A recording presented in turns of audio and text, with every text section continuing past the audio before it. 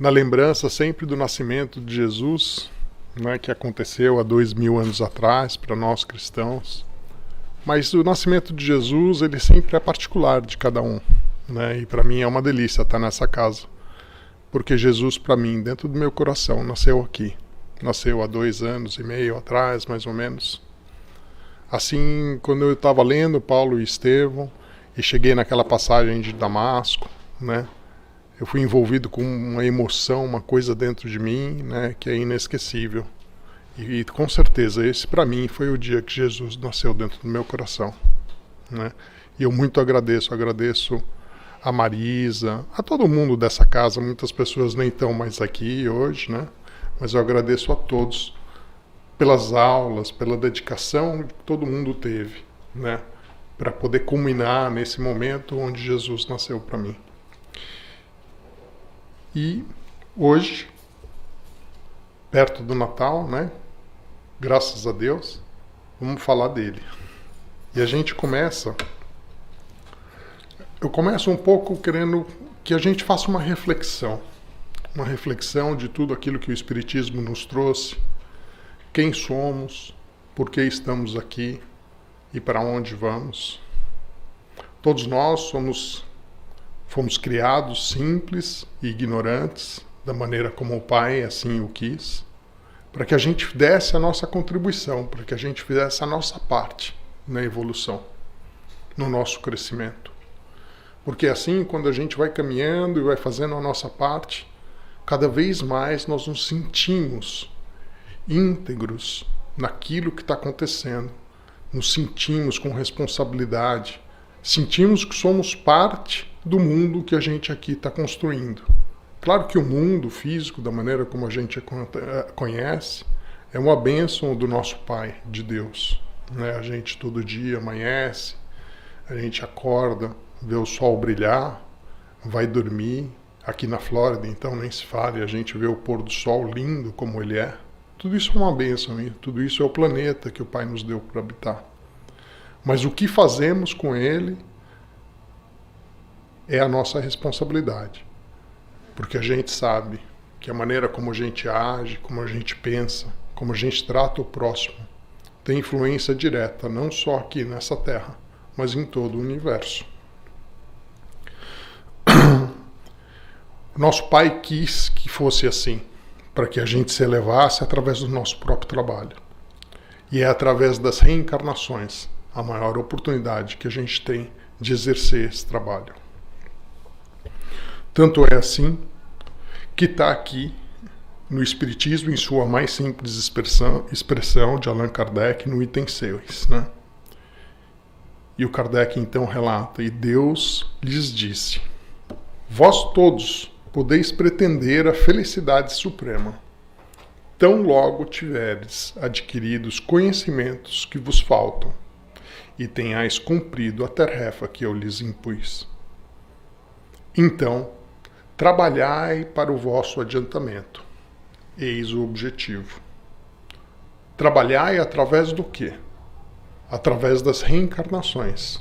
A gente está aqui, todo mundo, encarnado nesta encarnação que nós nos recordamos, né?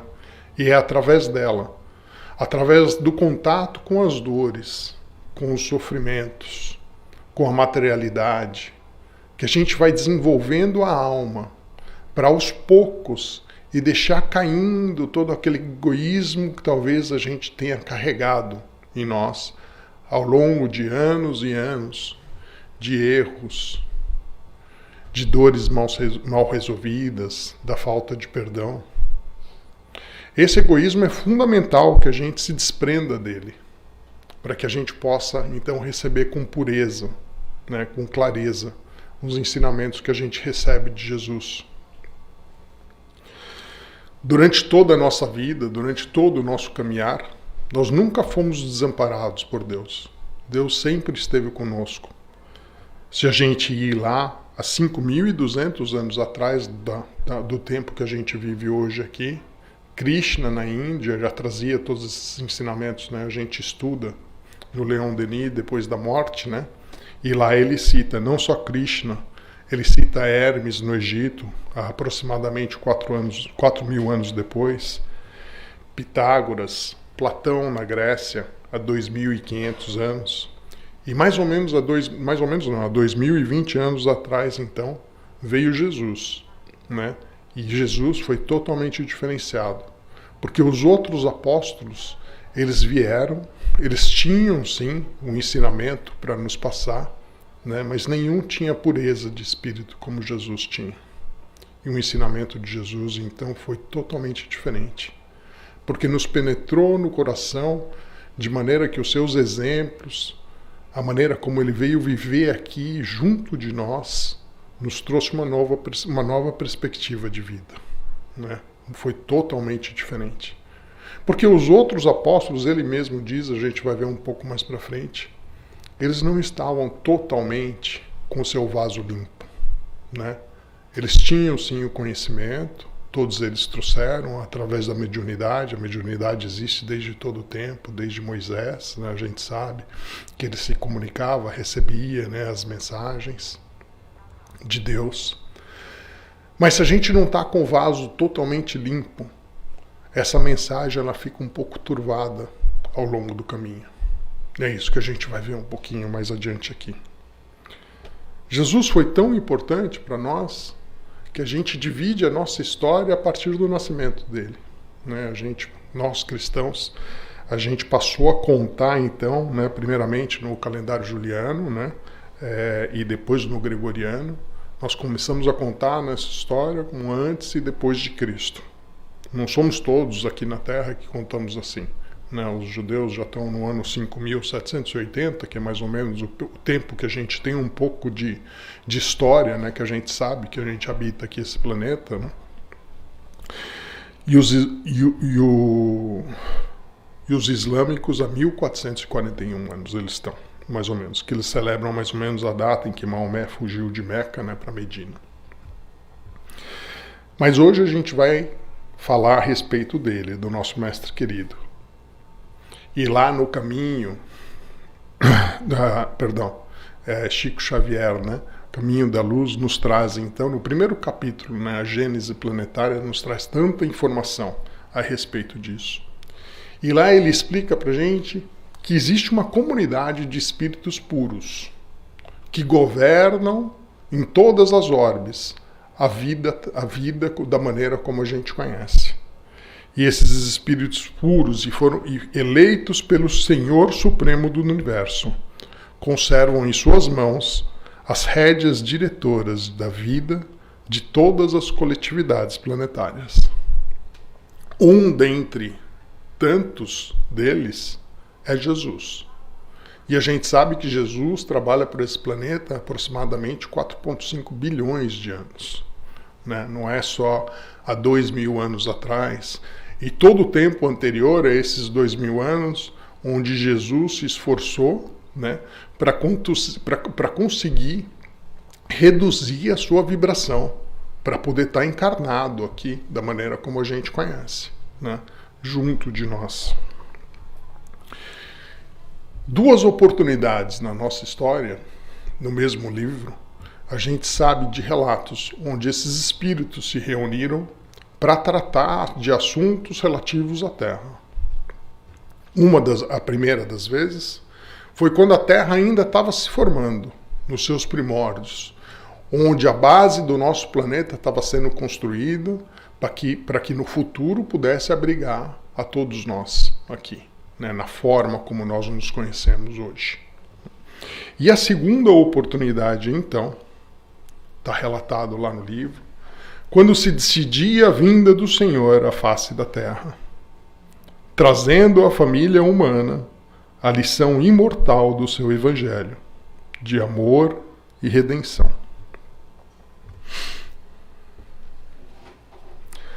A vinda do Cristo foi relatada por várias profecias. Uma delas aqui, Zacarias, né? Tá no Velho Testamento, 9, 9 e 10. O profeta Zacarias, né? Ele viveu aproximadamente 500 anos antes de Cristo. Então, 500 anos antes de Cristo, ele trouxe já esse relato, né? Eis que o teu rei virá a ti, justo e salvador, pobre e montado sobre um jumento. E ele anunciará paz às nações, e o seu domínio se estenderá de um mar a outro, e desde o rio até as extremidades da terra. Antes dele, então, Isaías também trouxe já uma outra informação, né? Isaías é aproximadamente 740 anos antes de Cristo. Eis que a virgem conceberá e dará luz a um filho, e ele se chamará Emanuel. Primeira vez que eu li Emmanuel, eu fiquei confuso, né? Eu falei assim, agente espírita, o que é esse Emmanuel? Aí eu fui buscar um pouco mais de informação e coloquei aqui, né? Emmanuel significa no hebraico, né? Deus conosco, né? Talvez foi daí que agora me veio a ideia, talvez que escolheram o nome Emmanuel, tem o nome de Emmanuel por isso, né? Porque ele é tão importante para o Espiritismo, traz tanta coisa, né? Nos ensina tanto, nós que estudamos, convivemos com ele no nosso dia a dia, não tem um dia que a gente não leia algo a respeito de Emmanuel. As histórias divergem da maneira como Cristo nasceu.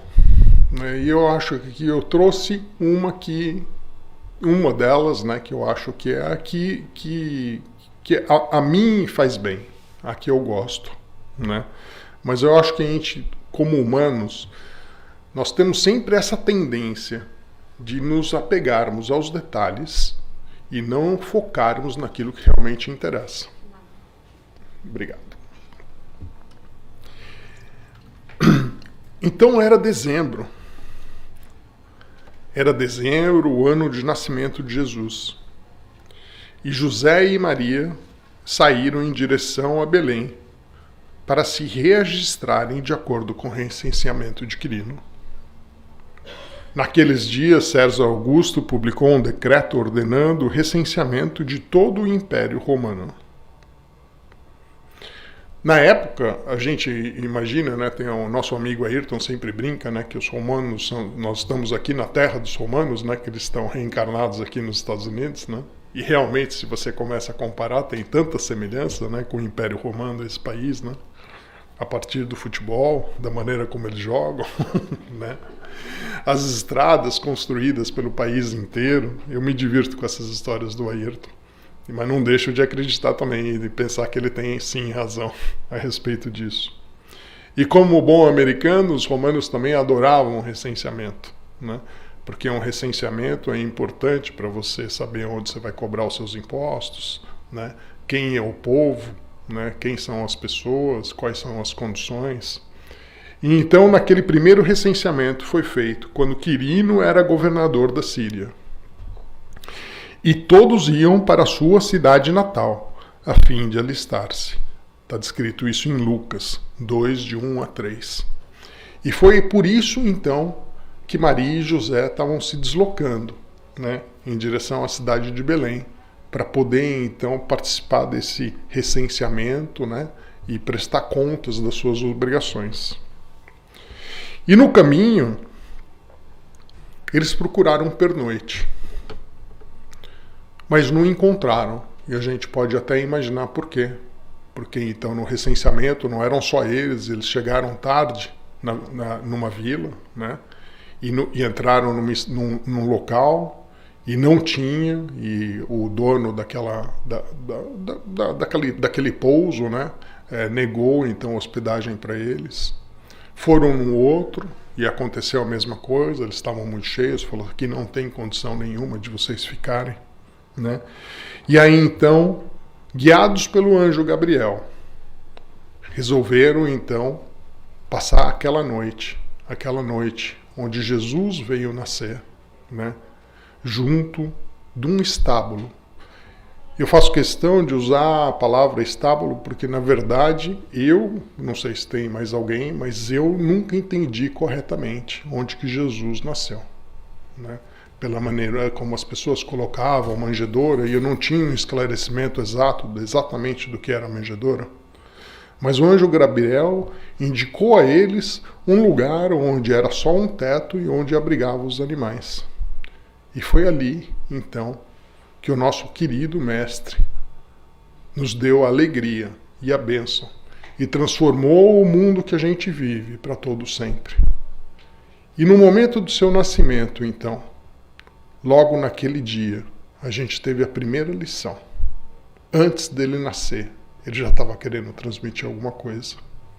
E é claro que a gente entende porque, vindo de Deus, tudo é planejado. A gente sabe muito bem que nessa terra onde vivemos não cai uma folha sem que Deus saiba. Então, naquele dia, a gente teve a primeira lição, e talvez uma das mais importantes para o nosso crescimento, para a nossa evolução, a lição da humildade. Porque Jesus não nasceu lá junto do Império Romano. Ele não nasceu junto dos Césares. E não foi por acaso que Maria e José estavam caminhando e pararam ali, ela para dar luz a Jesus, ali onde os animais se abrigavam. Se a gente não conseguir trabalhar a humildade dentro de nós, é impossível que a gente tenha clareza e limpidez para enxergar o reino dos céus.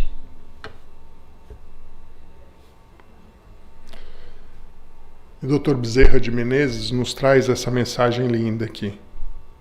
Sempre que te decidas a concretizar ideias e planos, na exaltação do bem, recorda que Jesus, o governador da terra, começou o apostolado da redenção humana no obscuro recanto da estrebaria. Então não há dúvida nenhuma que ali é que começou os nossos ensinamentos, né? Aquilo que Jesus veio nos ensinar, que tem a ver com humildade que eu estou lhes falando. E a humildade, no meu entender, é tão importante que assim também foi que ele encerrou aqui na terra os seus dias. Naquele momento, na ceia, Jesus vê numa discussão entre os apóstolos, aqueles que ele escolhera para ajudar a transmitir a sua mensagem para nós, para fazer valer pela eternidade a sua história. Entre eles, começou aquela discussão de quem iria, então, seguir adiante depois que o mestre falou que os seus dias estavam para terminar aqui na Terra. E eles começaram, então, até aquela discussão, quem que vai assumir, quem vai ser o chefe, quem vai conduzir aqui, quem vai conduzir ali. E Jesus, vendo aquela discussão, então, se colocou de joelhos, à moda dos escravos da época.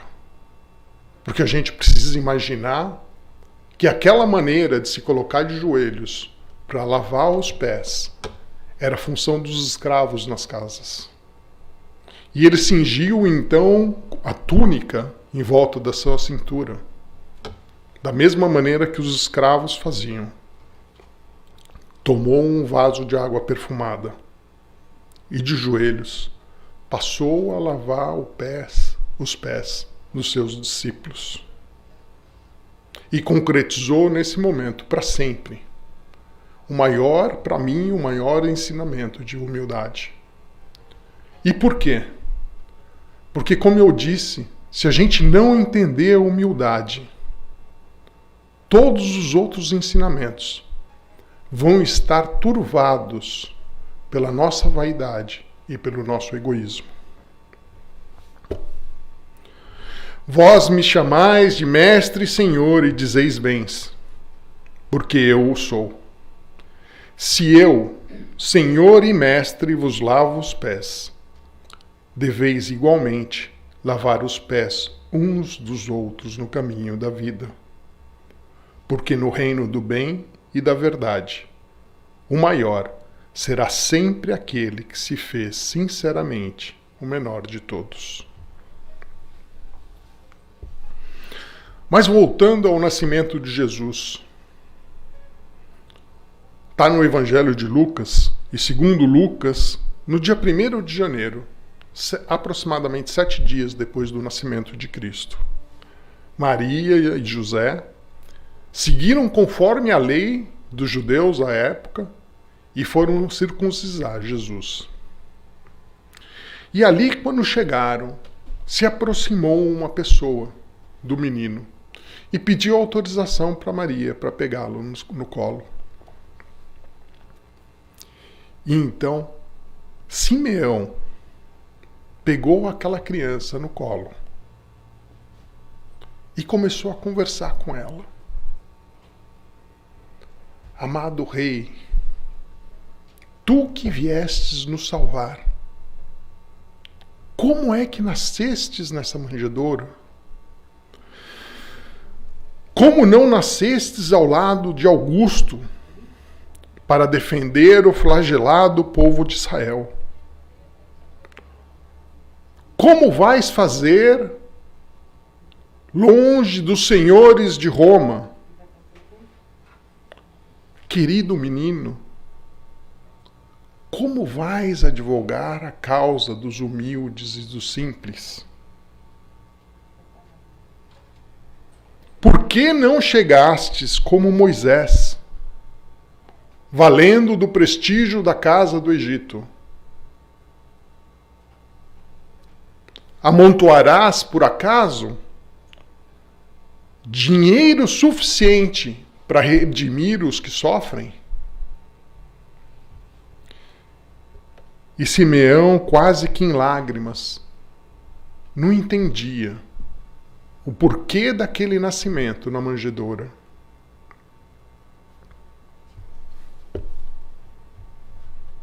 E então, isso está no livro de Irmão X, Antologia Mediúnica do Natal. O tenro menino ergueu a pequena destra e bateu muitas vezes naquele peito envelhecido, que já se inclinava para o sepulcro. E Simeão só veio entender aquele gesto depois do seu desencarne. Jesus, no gesto silencioso, quisera dizer que não vinha representar os interesses dos céus nas organizações respeitáveis, mas efêmeras da terra. Ele vinha da casa do Pai, justamente representá-lo no coração dos homens. E aí é que nasce para cada um de nós. É ali que a gente consegue encontrar a semente divina que habita dentro de cada um de nós. E que às vezes a gente leva muito tempo para encontrá-la. E para começar a irrigá-la, para começar a prestar atenção a ela. Mas depois que a gente acha, por mais broto que ela ainda seja, parece que a vida se preenche de uma alegria e de uma luz inexplicáveis. E para aqueles que ainda não encontraram essa semente dentro de si, eu peço a Deus que nos ajude para que possamos, ao longo dos tempos, através da palavra, através dessas palestras, que a gente possa ir semeando, para que um dia a gente possa habitar um mundo onde todos encontraram e passaram a entender o porquê estamos aqui. Porque nós estamos aqui para trabalhar, para executar a nossa parte na cocriação do mundo que a gente habita.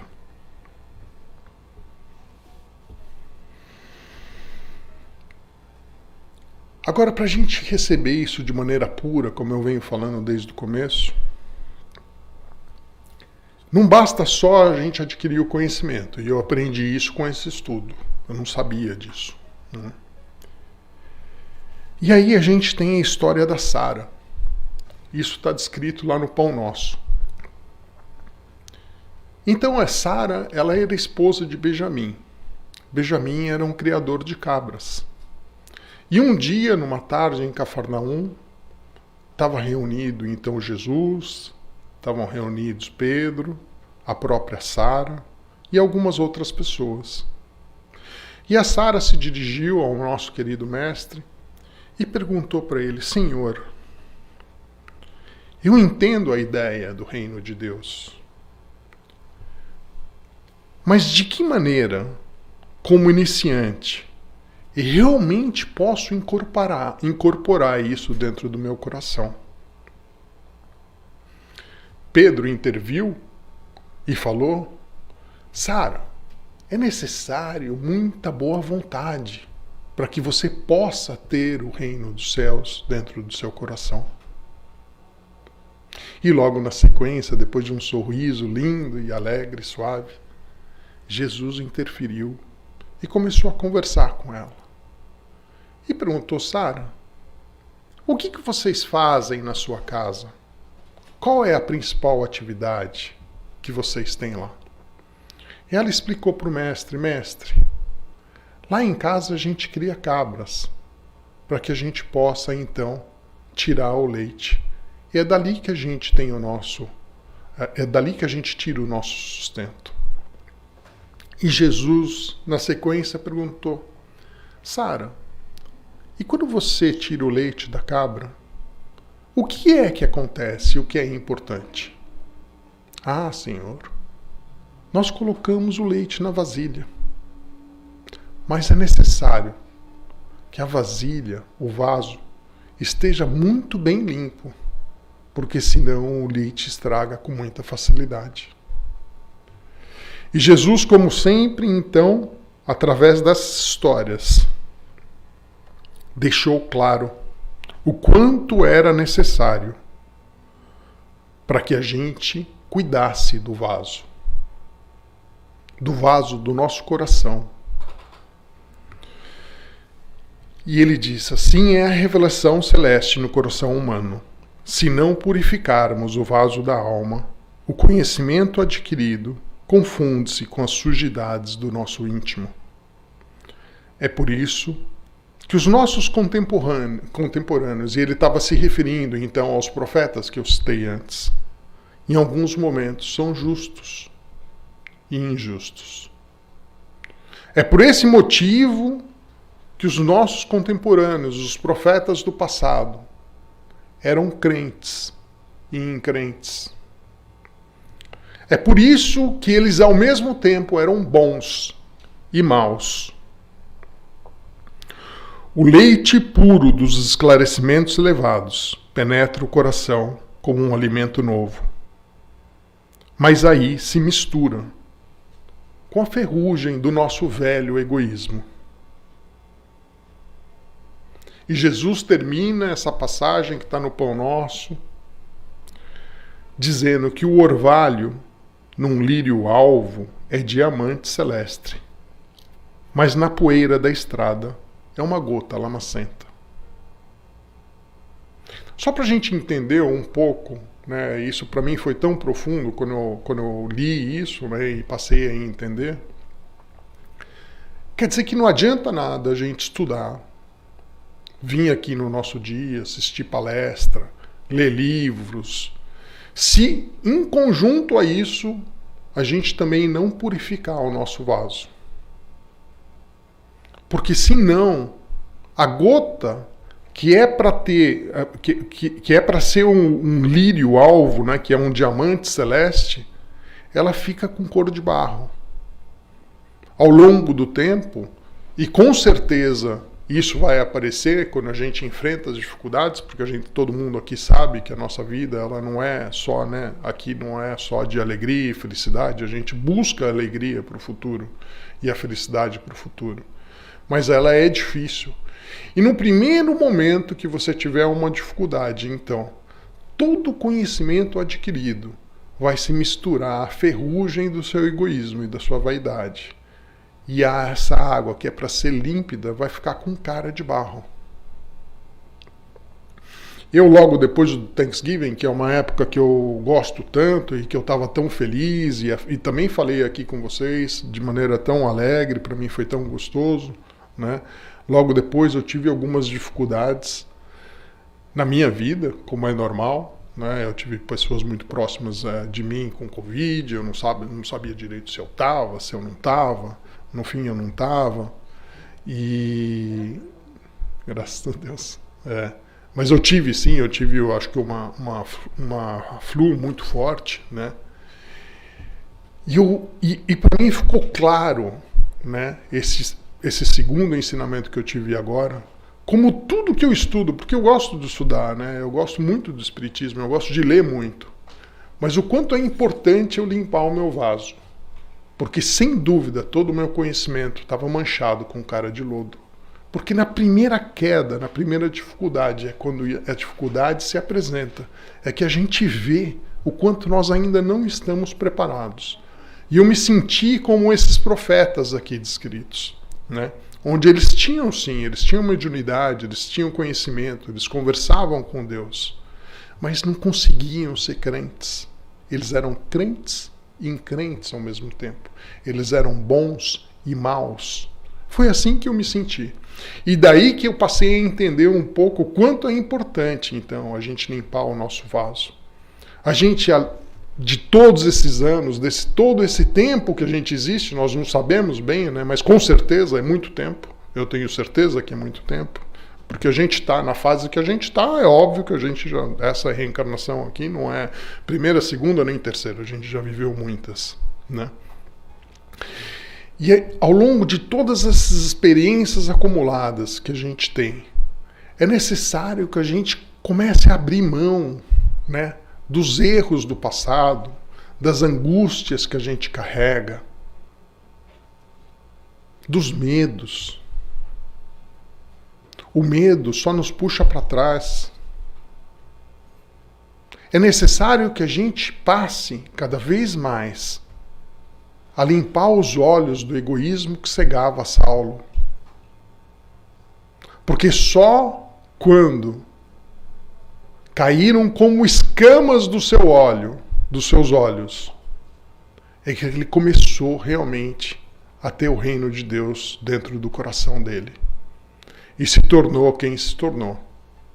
Paulo, o grande apóstolo, que levou a mensagem do nosso Pai, de Deus, de Jesus Cristo, e espalhou ela em toda a terra, naquela época.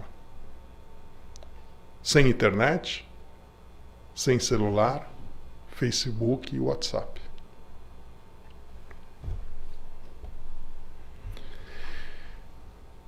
O mesmo se dá com o amor. Nós estamos estudando um capítulo, Amor e Espairecimento, do livro Garimpo de Amor. E lá a Dona Joana traz pra gente que o amor ele é íncito no ser humano. Ele emerge das profundezas do nosso eu. Ele é de ordem superior. Mas ali dentro de nós permanece adormecido. Ele só é capaz de desembaraçar-se das constrições do ego para atingir a sua plenitude. Quando nós conseguimos, então, limpar aquele vaso que eu estava me referindo anteriormente, onde a gente consegue limpar essa catarata do ego que nos cega, que não nos deixa ver as coisas com limpidez. É nessa hora que, quando a gente consegue cada vez melhorar isso, é que o amor, que é de Deus, que é divino, que é sublime, ele toma uma vulta, um tamanho que nem a gente compreende. E dali em diante, ele passa a crescer. E a gente consegue, então, passar a espalhar ele para todos e tudo que nos cerca. Mas, em 1857, Jesus voltou para nós. Allan Kardec trouxe ele na forma do Consolador Prometido. E ele veio renascer mais uma vez. O que me faz pensar que talvez a gente tivesse comemorar 2 natais. Porque como foi prometido há 2020 anos atrás, ele veio para acertar e ajustar todas as nossas inserções humanas na história mais contada na Terra. E está lá no Evangelho segundo o Espiritismo. em 4 cartas, onde o Espírito da Verdade escreveu no capítulo Consolador.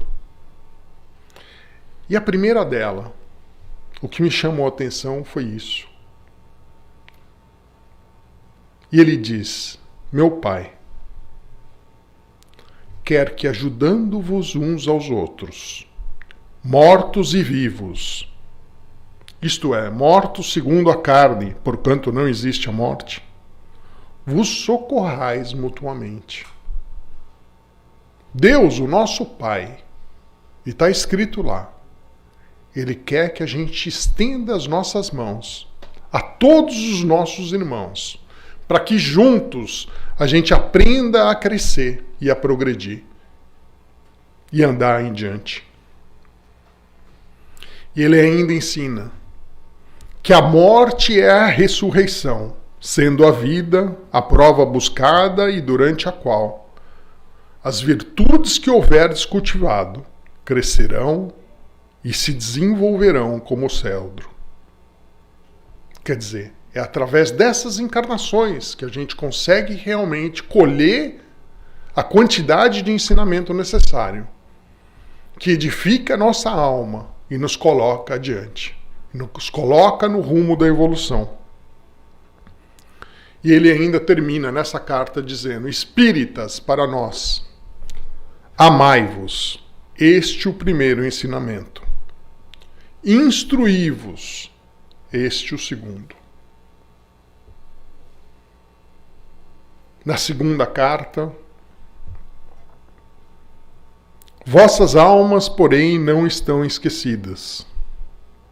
Eu, o jardineiro divino, as cultivo no silêncio dos vossos pensamentos. Quando soar a hora do repouso e a trama da vida se vos escapar das mãos, e vossos olhos se fecharem para a luz, sentireis que surge em vós e germina a minha preciosa semente. Bonito demais, né? A gente pensar, às vezes a gente se esquece disso, mas o jardineiro de Deus está conosco, naquele momento de silêncio, quando a gente dorme, ou quando a gente está pensativo. Jesus sempre está presente junto de nós. Bebei na fonte viva do amor e preparai-vos cativos da vida, a lançar-vos um dia livres e alegres no seio daquele que vos criou fracos para vos tornar perfectíveis. Essa é a beleza da vida, né? A gente sabe que Deus nos criou simples e ignorantes, mas que um dia nós vamos ser sim perfectíveis. E que quer que modeleis vós mesmos a vossa maleável argila, a fim de ser os artífices da vossa imortalidade. Ele quer que a gente mesmo se faça grande, que a gente se modele a sua imagem, a perfeição do Cristo, para que nós mesmos sejamos os responsáveis pelo aquilo que seremos no futuro. Que a gente sabe, que a gente não anda para trás. Então eu não sei quanto tempo vai levar, mas nós vamos ser, sim, espíritos angélicos um dia. Mas esse tempo, dentro da eternidade, talvez a gente nem tenha condição ainda de entendê-lo, não é?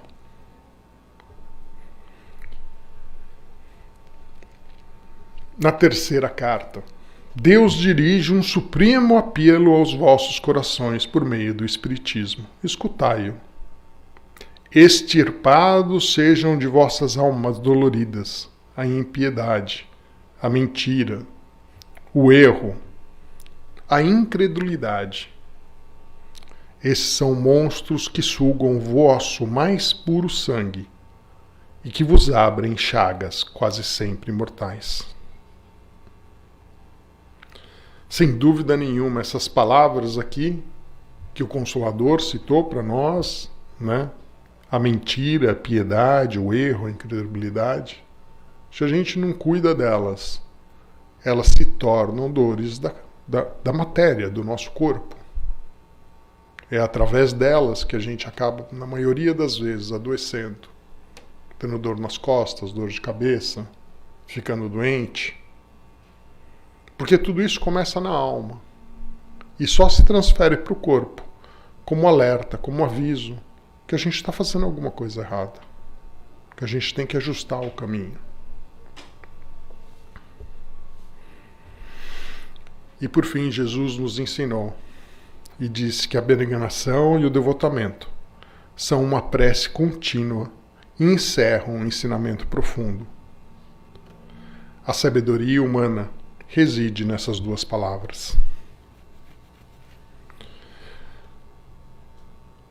Se em vez da gente constantemente reclamar das nossas dores, a gente passar a entender isso que está dito aqui, abnegação e devotamento, eu acho que o nosso crescimento, a luz, nos atinge de maneira muito mais simples.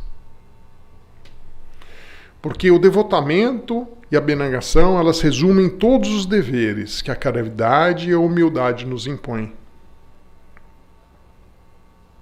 E ele termina dizendo que o sentimento de dever cumprido nos dará repouso ao espírito e resignação. E a partir daí, então, o coração bate melhor, a alma se acerena e a alma se forra aos desfalecimentos. Por isso que o corpo, tanto menos forte, se sente, quanto mais profundamente golpeado é o espírito.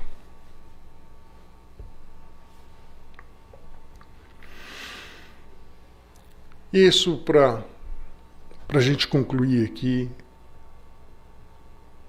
Jesus resumiu tudo o que ele nos ensinou, estando junto de nós, nessas duas frases: tratai todos os homens como querereis que eles vos tratassem.